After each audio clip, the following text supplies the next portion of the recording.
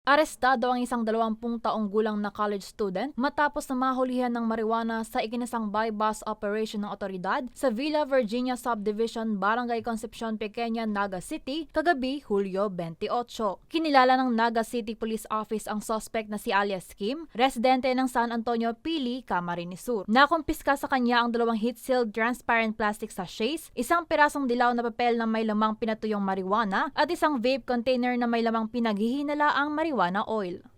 Dahil na rin po sa mga natatanggap nating ulat na nagkakaroon nga ng ng illegal na droga, kaya nagkaroon po tayo ng monitoring and surveillance at lumabas po nga ang pangalan nitong suspect, kaya nagkaroon po tayo ng operation.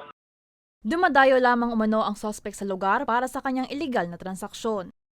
Dahil nandito yung kanyang nandito yung kanyang mga napagdedetahan at dito rin na-consummate yung kanilang transaction. Posible rin po kasi na sa labas, actually sa labas natin sila nagkasundo, pero habang nagkakaroon na ng negosasyon, yung nila transaction, dito na po na-consummate na dun sa nagtaga. Halaga po nito as yung timbang ay subject po for forensic examination para po masiguro natin na tama yung isusulitin natin sa court kapag kasampan ng kaso sa kanya.